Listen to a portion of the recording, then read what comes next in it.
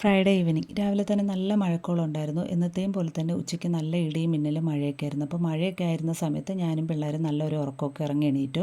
വൈകുന്നേരം പ്രത്യേകിച്ച് ഇനി ജോലിയൊന്നുമില്ല, കുളിയൊക്കെ കഴിഞ്ഞു. അപ്പോൾ കുറച്ച് പയർ ഞാൻ ഇതുപോലെ മുളപ്പിച്ച് വെച്ചിട്ടുണ്ടായിരുന്നു കഴിക്കാൻ വേണ്ടിയിട്ട്. സമയം താമസിച്ചപ്പോഴത്തേക്ക് അത് നന്നായിട്ട് ദേ കിളിർത്ത് വന്നിട്ടുണ്ട്. അപ്പോൾ ഇനി ഇത് കഴിക്കാൻ പറ്റത്തില്ല, കാരണം നല്ല കയ്പ്പായിരിക്കും. ആ ഒരു പയറിൻ്റെ ഒറിജിനൽ ആ ഒരു മുളപ്പിച്ച ടേസ്റ്റ് ഒന്നും കിട്ടത്തില്ല.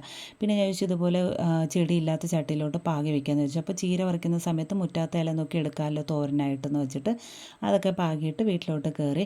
അപ്പോൾ ഇനി അരി ഒന്ന് അരച്ച് വയ്ക്കണം, പിന്നെ കട്ടൻ ചായയും കൂടെ ഇടണം. മോൻ നല്ല കളിയാണ്, ആൾ നല്ല കുശിയായിട്ട് കിടക്കുകയാണ് ഹാളിൽ. ചില സമയങ്ങളിൽ ഇങ്ങനെ കിടന്ന് കളിച്ചോളും, ചില സമയം ഭയങ്കര കരച്ചിലായിരിക്കും. അപ്പോൾ ഇന്ന് ഇഡ്ഡലിക്കാണ് അരി അരച്ച് വെക്കേണ്ടുന്നത്. മുൻപ് ഞാൻ കല്യാണം കഴിഞ്ഞൊരു സമയത്ത് എനിക്ക് സത്യം പറഞ്ഞാൽ ഈ അരി അരയ്ക്കുന്ന സമയത്ത് വെള്ളത്തിൻ്റെ അളവൊന്നും എനിക്കറിയില്ല. അപ്പോൾ ഞാൻ ദോശയ്ക്കും ഇഡ്ഡലിക്കും ഒരുപോലെ അരച്ച് വയ്ക്കാറാണ് ചെയ്യുന്നത്. കാരണം നല്ല ലൂസായിട്ട് അരച്ച് വയ്ക്കും. അപ്പോൾ പിറ്റേ ദിവസം ഇഡ്ഡലി ഒട്ടും വരത്തില്ല, കാരണം വെള്ളം കൂടിക്കഴിഞ്ഞാൽ ഇഡ്ഡലി എങ്ങനെ ഇരിക്കും എന്നറിയാമല്ലോ. ഇപ്പം അങ്ങനെയൊന്നുമില്ല, നല്ല രീതിയിൽ അരച്ചെടുക്കാൻ തുടങ്ങി.